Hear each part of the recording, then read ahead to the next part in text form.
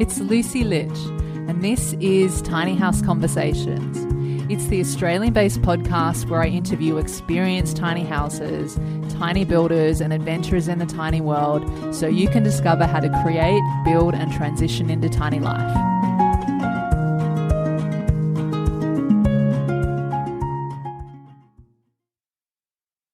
Welcome back to another episode of Tiny House Conversations. Today I'm speaking with Janine Strachan, who's the president of the Australian Tiny House Association.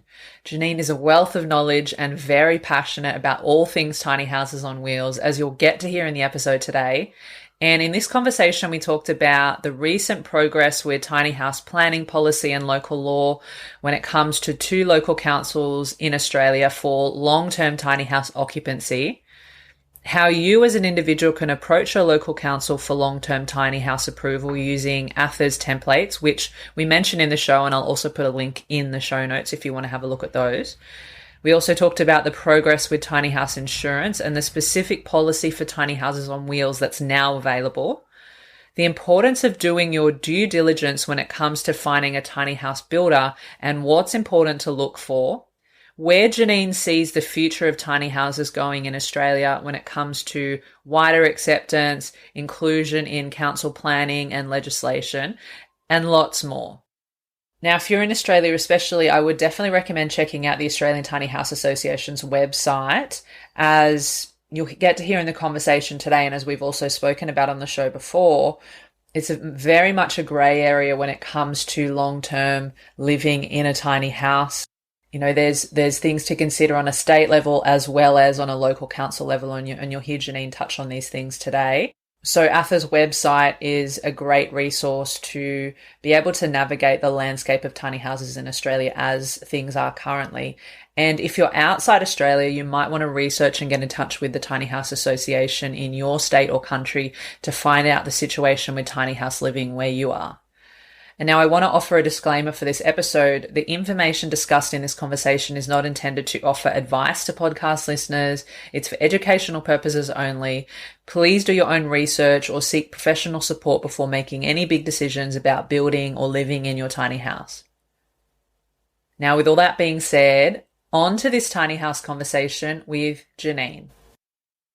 Hi, Janine. Thanks so much for being here on Tiny House Conversations. It's so great to have you.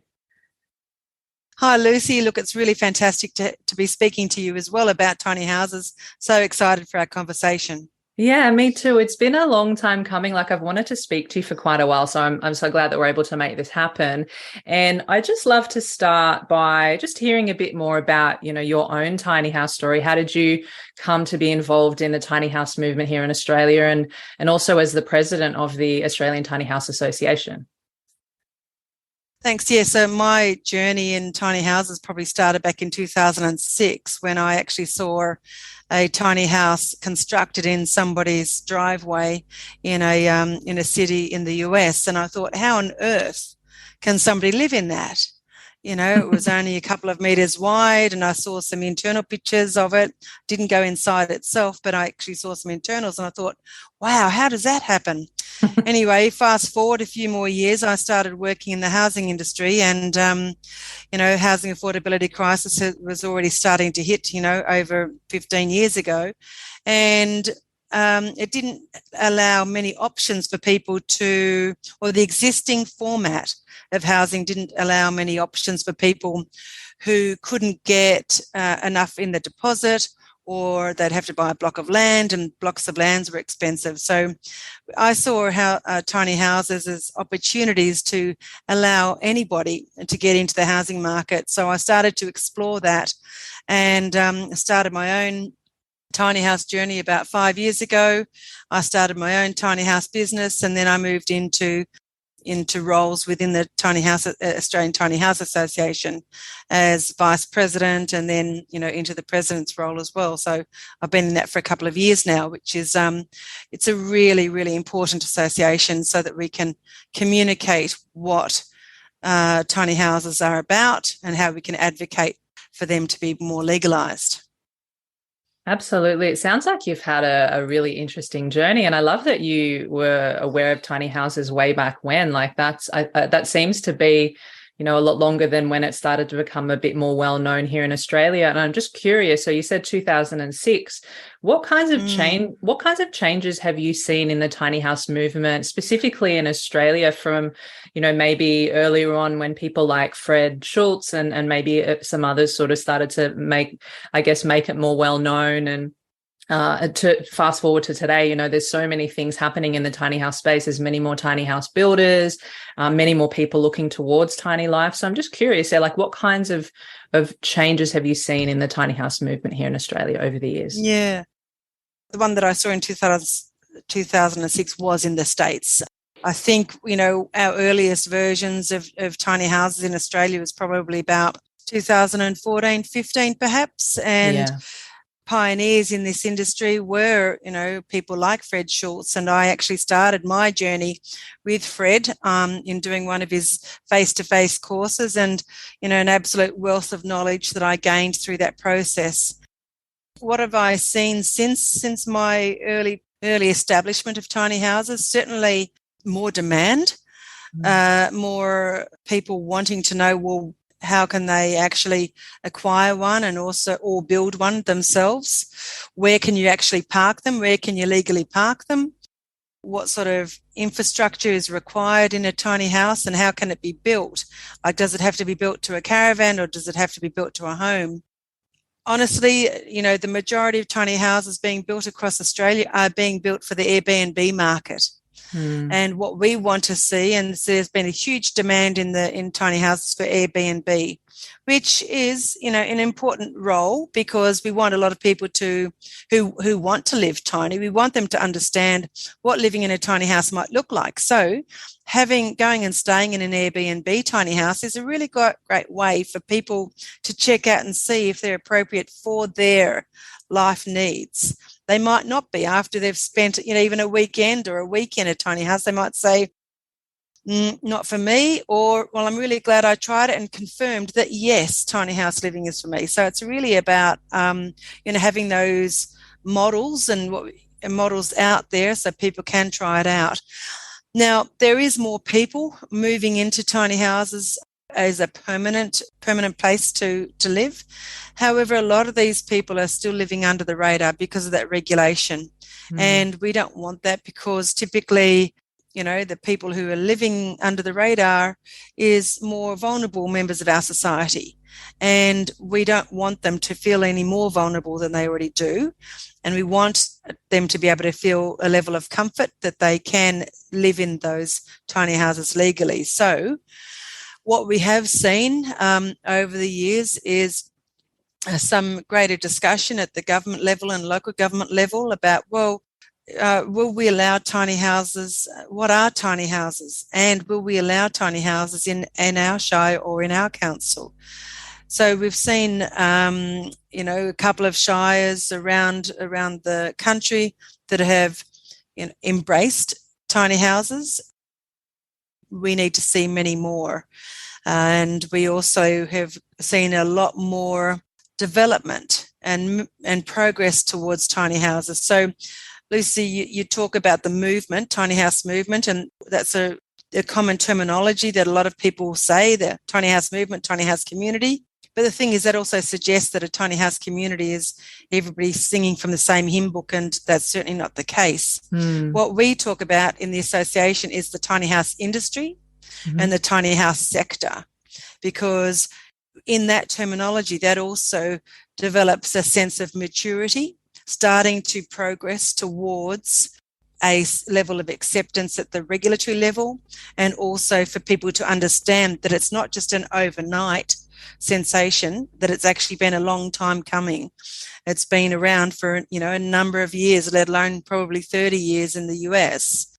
Yeah, so that's why we call it an industry and also a sector, because we want to be recognised as a legitimate part of the building industry and certainly the housing sector. Yeah, I actually really love that distinguishment between those terms, because you're right, it isn't this fringe underground thing that's just going to go away. It is actually a really serious, viable housing solution for a lot of people. And I think that, Because, as you would know very well, there can often be this kind of perception of tiny houses being a little bit like, because they're compared to caravans a lot, when we know that there are lots of differences around those. And you mentioned about those different councils.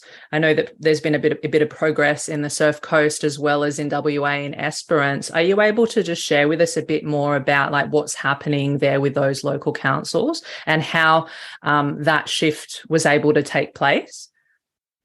Sure. There is 3 sort of regulatory areas that we straddle. So there's the National Construction Code, which is national and it's across all of the states. And that's how buildings, particularly homes, are constructed too. Now, those are homes that are constructed and attached to the land.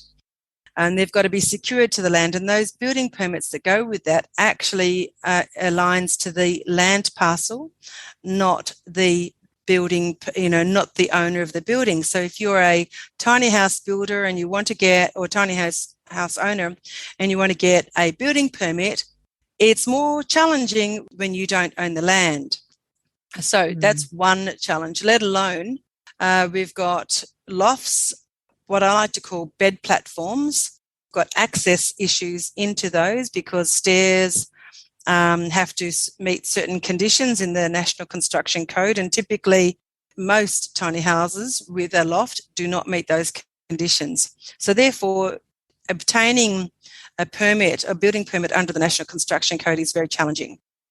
Then we've got planning legislation that is different in every single state. There's a planning framework in every single state, and that they are different. And then in some states, the local councils can alter those planning policies as well.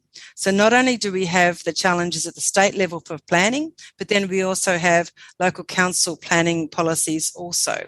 And then the third tier of regulation is at the local law level. So local laws are typically defined by the local council, whether they be the council or the shire, either called a council or a shire, depending on where they're located. And they will have a general local law. And to date, there is no local law anywhere in Australia that actually is a local law specifically for tiny houses. What we have is local laws that will capture tiny houses as a caravan, and then they don't allow people to live in them for more than 30 or 60 or 90 days, or if you're lucky, maybe 180 days. Now, it's expensive to move a tiny house onto a property. You've got to have access issues. You've got to have your wastewater management discharged properly. You've got to look after your rubbish collection and maybe solar access or whatever. So it does cost you money to locate a tiny house, as you would know, Lucy. Yeah, it does. There's all sorts of costs. Yeah.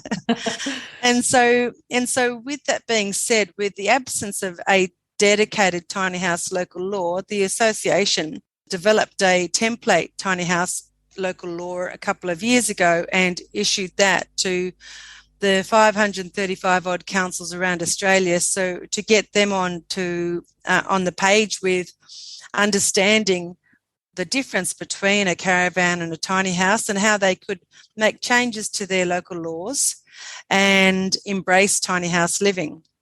It comes with a permit, and the permit comes with conditions, and those conditions might include, how to manage your waste, how to manage your wastewater discharge, how to manage your siting of your tiny house, and whatever other things that the local council might deem necessary.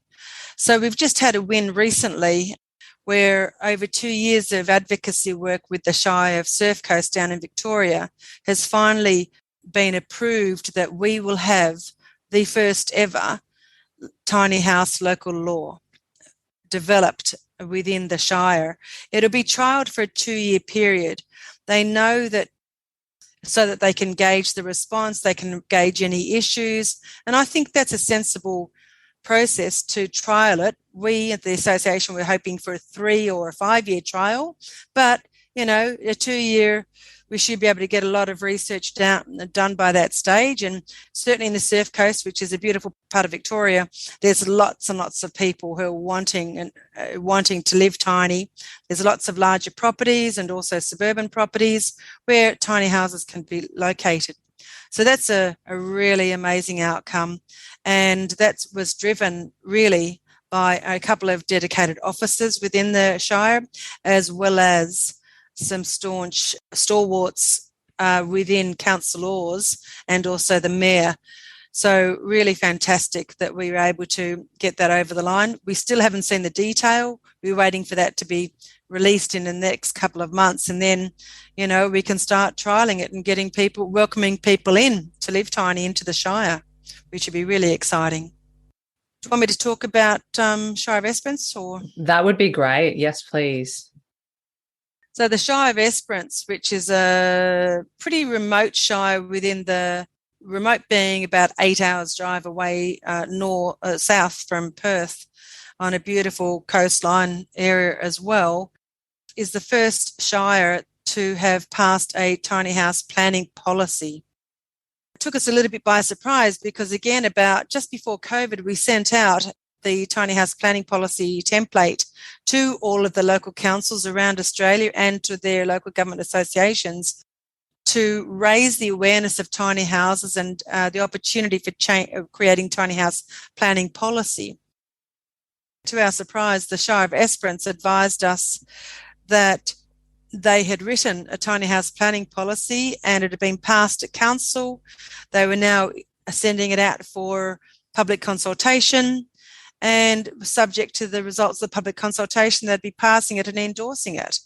And when we read the planning policy, it was actually AFA's planning policy that they had taken on board and hardly changed anything. So, they saw the opportunity. They saw it as a method to help address the housing crisis in their shire and to help bring down workers who they desperately need. But in the absence of housing, where do they live? So they saw this as an opportunity to address the housing crisis as well as the worker accommodation shortage as well. Very excited. And from what we know about that is that there's at least another 4 or 5 councils in WA that's already looking at it for them to take it on board as well. And obviously from there, we're wanting to see more councils in other shires to also demonstrate leadership like the Shire of Esperance has. Because the thing is, the beauty of this, Lucy, is that tiny houses are usually purchased by somebody, either outright or they get a loan for them, and they can get a loan. So this is a zero cost game to government, yet it's a solution to people who need to get a roof over their head. It's their right to have a dwelling, but it's a solution for them, and it's their solution, and it's permanent, not a rental property. Exactly. And especially with the rising cost of everything too, and people having to vacate their homes because of those, increased rental prices and inflation and everything. And, that's really exciting to hear about those 2 areas. And I'm curious about the Esperance in WA. I don't know, and you're talking about a few other councils in WA looking at it too. I'm wondering, do you know Emmett Blackwell, the strategic town planner? I'm wondering, yes. I don't know what local area he's in, but I've interviewed him on the podcast in episode 3, and I know that he is, really trying to do his best to advocate for tiny houses in the position that he's in his local council. I'm wondering if he's had anything to do with anything that's happening over there, because that would be, I feel like we need to have like people in these key areas to sort of really drive things forward, and it's exciting to hear. Yeah, so Emmett wrote about tiny houses a couple of years ago. Actually, I read his thesis on that. Yeah. And I am aware that he is still in one of the shires and he is advocating within his shire. Which one he's in, I'm not too sure, but certainly, he's still involved. And also we've got our planning state lead, which is a lady called Stephanie Brockenshire, and we've got our two state leads over in WA, who are Joe Maioli and Sue Daly, who are doing an incredible job promoting tiny houses in WA. They've certainly championed the need for governments and local councils to accept tiny houses. Fortunately, that result is starting to pay off, or that lobbying is starting to pay off, which is really exciting. What's really interesting, Lucy, is that the WA area had the most stringent local law policies on tiny houses, where you could only live 3 days out of 28 days in a caravan. So if we extend that definition to include a tiny house, yet now they're actually now starting to look like they're going to be the most progressive state at this point in time for accepting living legally in a tiny house through planning reform. So it's a really, really interesting shift. Yeah, that's fantastic. And hopefully that sets precedents for other councils to actually take this more seriously and look at, okay, well, what can we do to, be part of that solution for this progressing housing crisis that's happening? And because we know that in order to own your own tiny house, it's a fraction of the cost of owning a regular sized home, which most people are not going to be able to do. So I think this is a really important part of that conversation.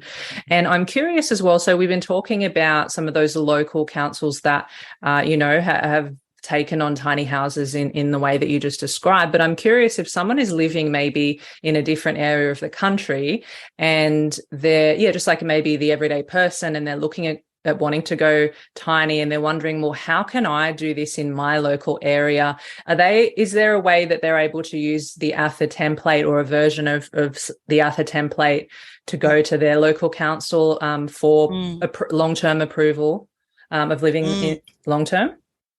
Yeah, absolutely. We love to hear of people, taking our resources that we've created and using them to help lobby for change and advocate for change at their local council level. So we've got letters that people can access on our website under the resources section, which can be used to formulate letters and questions to go to your councillors and also your council officers within the council.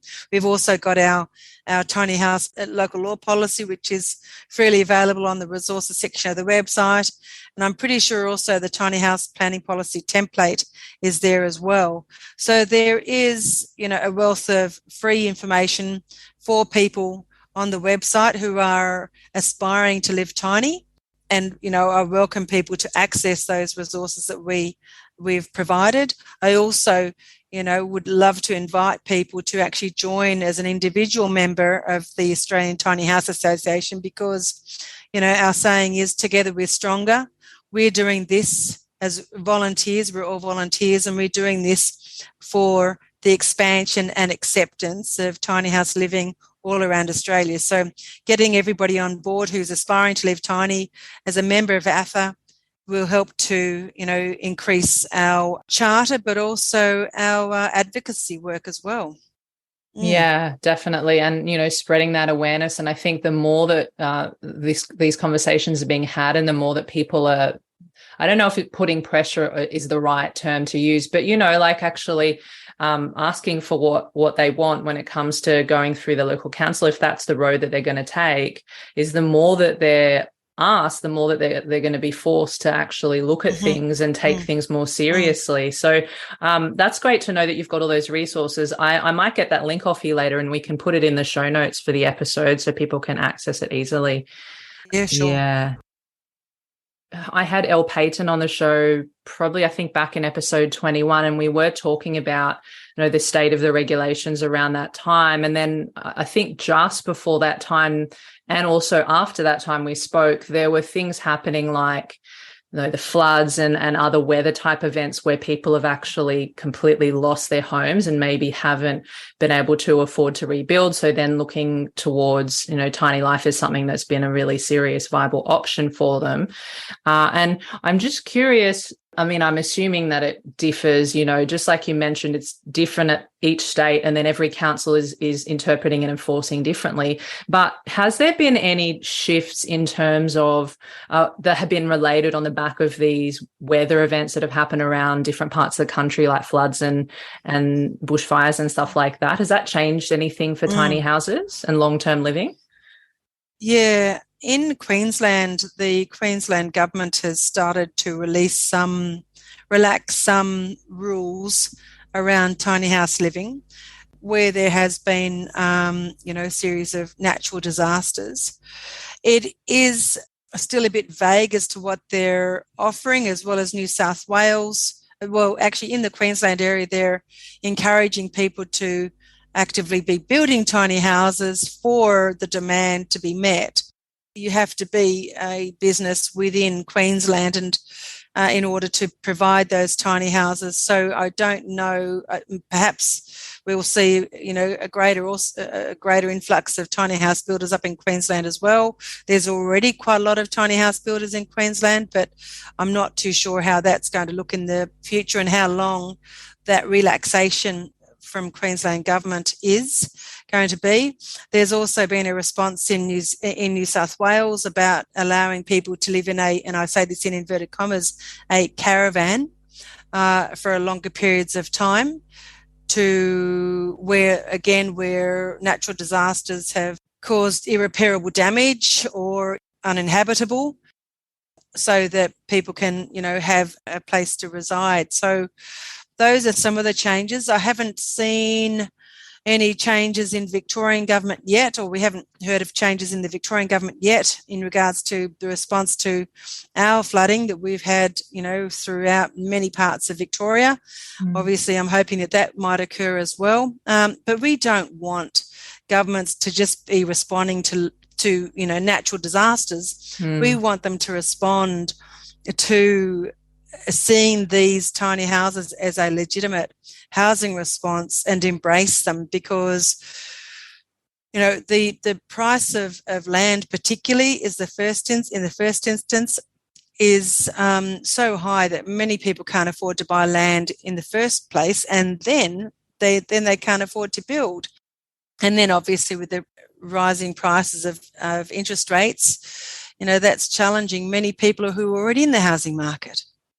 This provides a solution for so many people, and the amount of the different groups that want to live tiny is absolutely extraordinary. People just think it's people staving off homelessness. Well, that is one, but there is so many more. So many more. There's so many benefits. Financial is obviously an obvious one, but reconnecting to the land, reducing your impact on the earth, and just creating freedom in many different ways. There's the list goes on. So yeah, I definitely feel this is such an important housing solution for a lot of different people. And what I really love as well is, and it's speaking to a lot of people on the podcast as well as offline, is that it seems the tiny house way of life seems to span a lot of different people from different walks of life, right? There's singles, there's couples, there's families, there's people maybe being divorced or in their retirement age, and then just coming from all sorts of backgrounds and walks of life. And I think that's really beautiful. And, it's time that this is taken a lot more seriously. And I have seen some mainstream news pick up things on tiny houses. I'm hoping that, like those kinds of things help out as well. And you mentioned, I think it was at the start of the show, you were talking about how a lot of people, living in tiny houses are doing it under the radar. And, I'm curious from what because I think that's probably most people, right? I think, I would guess anyway, in Australia, most people are probably doing it under the radar. And there are some people that have gone through the council. But if someone maybe gets a knock on the door from the council because maybe a neighbour has, reported it or whatever, they don't know what's happening, or they don't really know about, tiny houses, or they have some kind of perception. Do you know if there's any kinds of, is it usually just like maybe case by case thing of maybe it's getting them to move along, maybe it's just checking what they're doing and how they're managing their waste, like you mentioned initially, and how the build is done, and then has the gas or the electrics and the plumbing, has that all been done by a professional, and all those types of things? Like, have you what have you seen in terms of that, if people have maybe been approached by council, if they've been under the radar? Well, we don't, the association doesn't get to hear, obviously every story. We only hear, a small number of what we anticipate is probably happening. It is usually when a neighbour complains, or an overzealous building inspector that might have, been using the drone footage to try to find, illegal construction practices, or unregistered. Yeah, that we have heard of it happening. Yeah. Wow. Okay. Yeah. Or changes to Google Maps, satellite changes for Google Maps. So that can happen.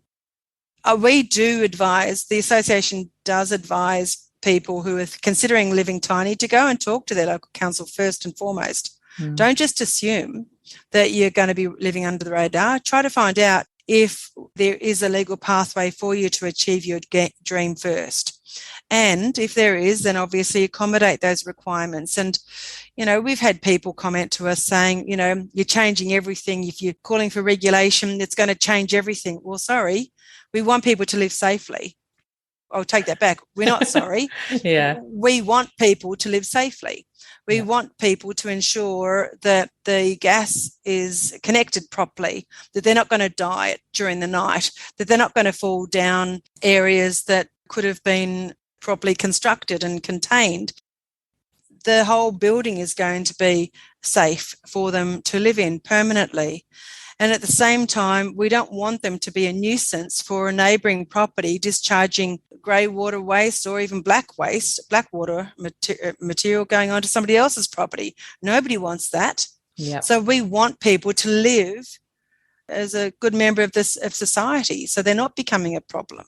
And it's just like normal, neighbourhood practices. You don't want to denigrate the property next to you. You want to try to live in harmony with your neighbours as best as practically possible. We don't have statistics on exactly how many people are living tiny. I get asked, I don't know, probably at least once a month, maybe once every 3 weeks, well, how many people are living in a tiny house?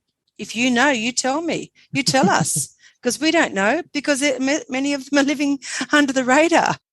If you asked how many people are staying in an Airbnb tiny house, well, yeah, we'd probably be able to get those figures. That's already allowed. We're focusing on the permanent living. And the other people Lucy, the other people who can live in a tiny house and, want to call a tiny house their own, is people who are on disability pension, people who still need support, people who need carers. They might live in the big home and they want the carers to live close by, and they can live in the tiny home, or vice versa. People who want to downsize, with an aging population, they want to downsize, but they don't want to move out of the area. So they might want to rent out their big home and they want to live in a smaller home. People who are transient workers, they might not want to be paying, exorbitant rent when they go and find a job elsewhere in other parts of Australia, but they can take a nice tiny house with them on their, behind them, or get it towed by a professional as well. Don't forget, these are big vehicles typically, and we don't want people who are not experienced in towing them just to accept that, oh yeah, I'm just going to hook up my tiny house and go hit the road and travel around the country. Well, they can be the size of a semi-trailer. So how many people have got a semi-trailer license?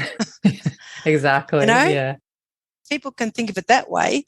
It's really important to consider not only the weight of the overall vehicle, that should be weighed as well at a professional weigh station, but also engaging a towing company who has got the licenses and has got the insurances for towing them as well. Yeah, definitely. And I can put a link in the show notes to a few of the tiny towing companies that service a lot of the country, because there's a few good ones out there. And just on that, you're talking about like tiny house on wheels, essentially thinking about it like a vehicle. And I know that Fred talks about that a lot too.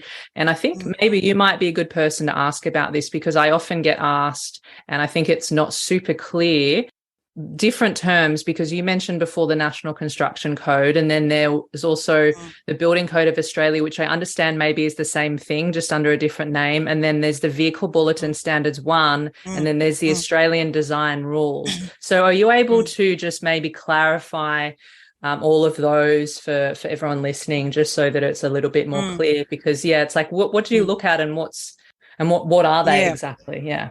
Yeah. Okay. So in the hierarchy of things, there is two pathways, as a dwelling or as a structure connected to the ground that is covered under the National Construction Code, and that's 3 volumes of that, and houses come in at volume 2.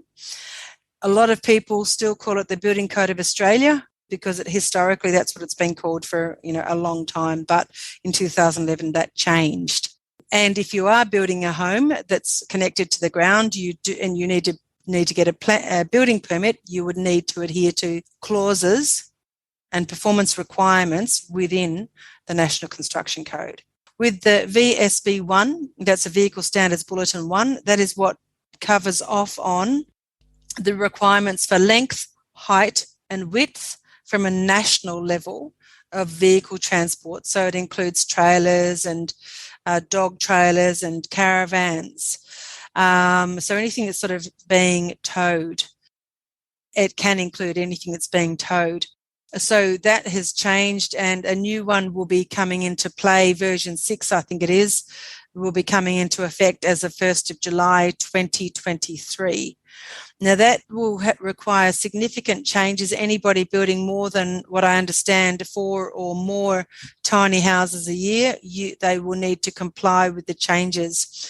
And any tiny houses being built by a company that are building 4 or more a year, they will have to be built to, at this point in time, they'll have to be built to the caravan standard. And there are requirements within the caravan standard about lighting provisions, external lighting provisions, the carriage and the tear weight and the gross weight of trailers, electric brakes, engineer designed for anything over 4.5 tonnes.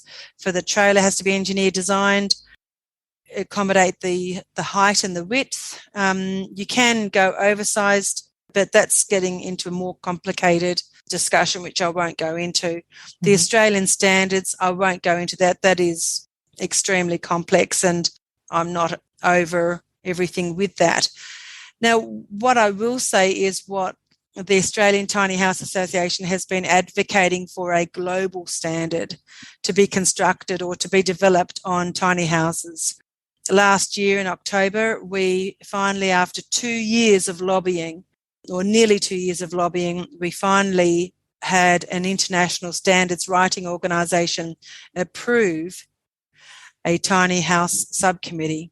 So it's called, the organisation is called ASTM. And in Australia, we already have some ASTM standards, even within the National Construction Code and our design areas across engineering and a range of many areas. We already are familiar with ASTMs. We've been really excited to commence the process on developing tiny house standards, that is tiny house standards on wheels, on skids, third-party certification, because certification of buildings currently exists only as building surveyors, and they are registered by the various state agencies. So we need to be ensuring that people are, when they are building them, and building them to the standard, that they are actually being built to the standard. Other things that we're looking at is tiny house villages as well, but all of these don't occur overnight. There's a lot of volunteer hours that are put into the construction of these standards. In the association, we've got a few representatives on the various committees, including myself and about quite a few others. And we've got some community members that we've supported to have what we call a user perspective. So people at the end of the line moving into their tiny house. We've got quite a good representation within Australia on this standard. That'll be great to streamline it all and just have like one set of standards that encompasses all of these things, from the building part to the design part to the weight and the vehicle part. That's really good. And you mentioned caravan standards. So that I'm assuming that's the Australian design rules that you were referring to. I'm not sure. It's not my area of expertise. That's okay. That's all right. Because there's all these different terms that are thrown around, and I think it can get confusing, but it makes sense that, which is why you guys are trying to make an actual standard for tiny houses, so to, take away that confusion as well. And, earlier on you mentioned becoming an ATHA member. I know that there's also something called a tiny house champion. Do you want to talk a little bit more about that? Yeah, so tiny house champions are really in the domain of academics, professionals, companies who are not intending to, not specifically working for within the tiny house sector, but rather they've got a good focus, they've got a good presence, and they want to help advocate for living legally in tiny houses. So through their networks, they can help advocate for change. So it's not typically as an individual, unless those sort of areas that I spoke about, professionals in the psychology area, as an example. We've got academics that are, out there in the housing and the social science sphere and data and so on. Whereas the individual membership, or as a membership as a business member, that's people who are in the business area. That's for people who are actually servicing the tiny house sector. They might be financiers, they might be tiny house builders, they might be insurers, they might be suppliers of products that go into tiny houses. And then individuals are the likes of yourself, as an example, Lucy, or others that are living tiny, or striving or seeking to live tiny, and they just want some guidance, on how they might navigate the minefield of tiny house living. Yeah. Okay, that's great. And we can I'll put a link in the show notes as well for more information about how people can do that too. And I also know that you recently, at one of the Tiny Homes Expos last year, you made an announcement about progress with tiny house insurance, because CIL, which I think was one of the main caravan or tiny house on wheels insurers, sort of retracted what they were doing. And then it was kind of like you guys at ATHA were working to provide a solution in that space for tiny house insurance. I know there's so many, I see questions probably every day in different Facebook groups, and I get people asking questions. And, I did an episode with an insurance broker here in Sydney who owns a tiny house back in episode 11, but there's been this change now since then. So are you able to just share with us just a little bit about that progress and with the tiny house insurance policy? Yeah, sure. It's as you're right. Like, lots of people ask about it on Facebook pages, and also they ask about finance too. Within the insurance space, we've been able to work really closely with an insurance broker called Benjamin and Benjamin. They are insurance brokers. They have been able to sign up 3 national insurance companies. This is a game changer. It hadn't been done before. We were really beholden to CIL insurance, which overnight, through the strike of a pen, they just decided that they wouldn't insure tiny houses on wheels anymore because of all the, perhaps because of all the claims that were being made upon them through the floods. However, nothing that we've been able to capture any information about any claims relating to tiny houses on wheels. So they sort of corralled anything portable together and said that they wouldn't insure them. Now, there has been a few slip through their radar My tiny house is one of them. I've got a display that I'm selling as well, and that tiny house I've had to insure, and I was able to still get insurance. So a few people have still got insurance. I already had insurance with CIL previously, so luckily for me, they just rolled it over, but that is not common. Mm-hmm. So if people are looking to get insurance, I would definitely recommend contacting Benjamin and Benjamin. There is a form that they fill out, and it just goes through a series of questions, and then it'll spit out the answer. What is the insurance options available to you? The main criteria for them is you need to have an address. So if you're moving your tiny house every single week, then it would be a challenge for them to get insurance for you. You can still try, but that's when you might go to NRMA if you're in New South Wales, or RACV in other states outside of Victoria, because RACV in Victoria are not insuring tiny houses. There's really good options available for people to seek out. That's great. I will put a link in the show notes as well for that, so that people can go and check it out. And you mentioned the criteria there of the main one having a fixed address. I think there are a couple of other things too. If I remember correctly, sorry, I think you said like you need a proper set of stairs, and then there's a couple of other things. Do you happen to know that offhand? It was just access into the tiny house, whether it be stairs or platform, whatever it be, but also you do not need to remove your wheels. Yep. Some insurance companies were saying you need to remove your wheels and secure it to the land. So there's so many different options, Lucy. That's why I want people to go to their website, fill in a form asking about tiny house insurance. And it's important for people to do their own research and not just rely on what somebody told them.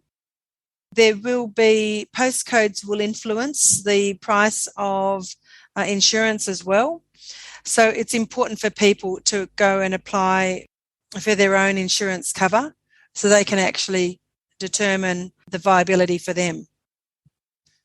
Yeah, perfect. Absolutely. It makes a lot of sense, because obviously it'll be for some people, it might be for long-term living, other people it might be for Airbnbs or rentals and other things. So yeah, I'll put a link in the show notes for that. And I'm just curious, as we start to close out the conversation today, Janine, just from, everything, all the work that you've done with ATHA and your awareness of what's going on behind the scenes and, things happening in local councils, what's your feeling on the future of tiny houses on wheels in Australia, when it comes to acceptance, when it comes to the inclusion in council planning and with legislation? What's your feeling on that in maybe the next few years?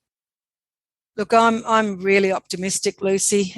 I think the end of 2022 delivered some really fantastic opportunities, both at the planning level and local law level.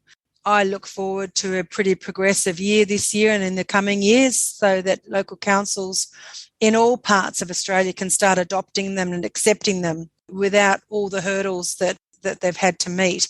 I also think coupling that, though, with the development of a tiny house construction standard is absolutely critical. And that's to ensure that people are getting what they are paying for.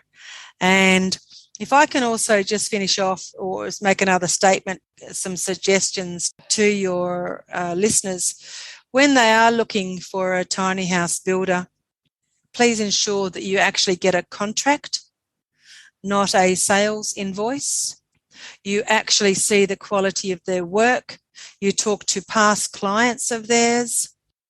Even if they're interstate, you need to go and physically see the progress, and do not pay progress payments until you've actually seen the progress has been made. Make sure that everything that needs to be certified is certified and that you get copies of those certificates.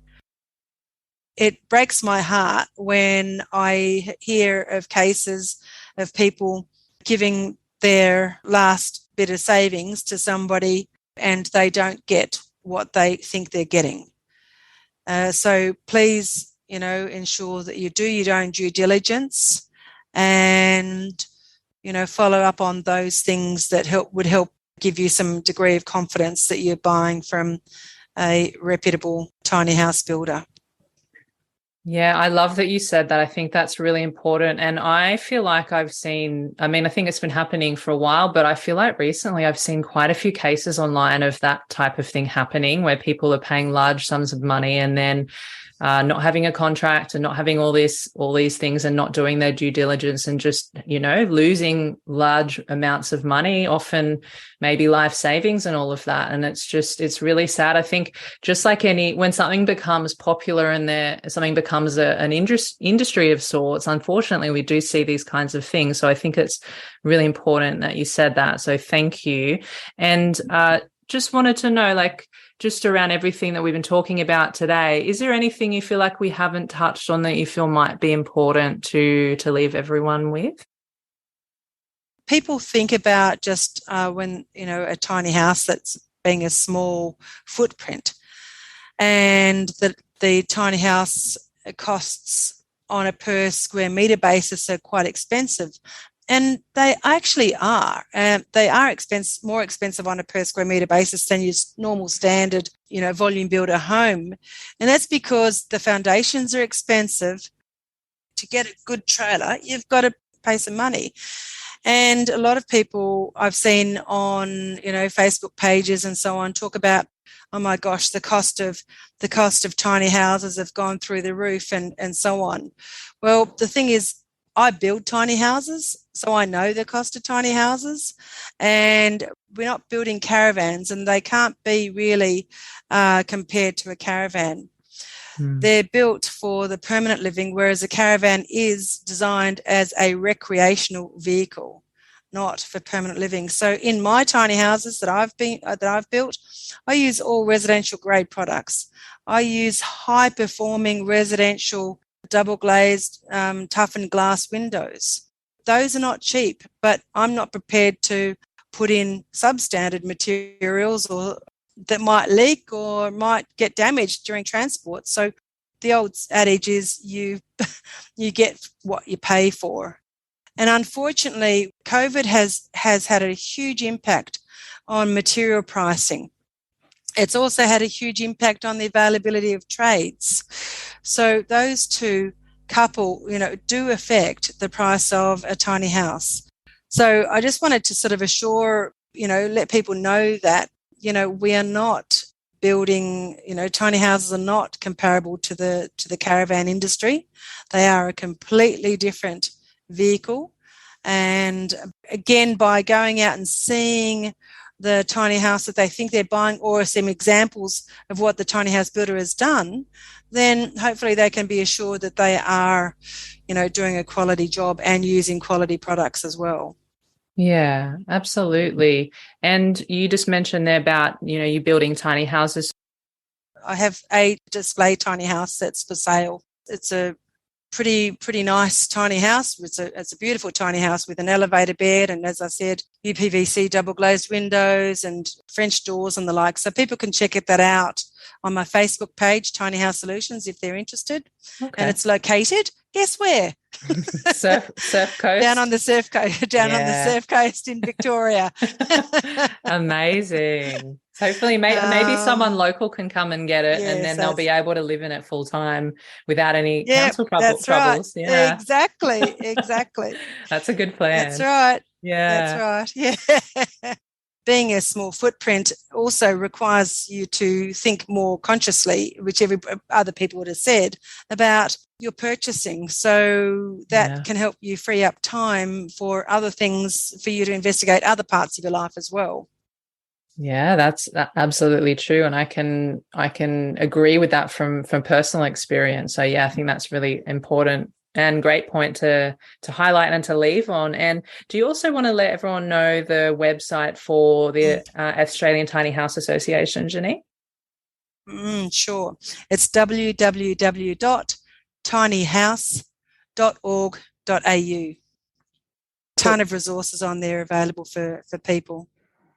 Yeah, you do have lots of resources. So I highly recommend everyone checking that out. And I'll put everything that we talked about in the conversation today at tinyhouseconversations.com.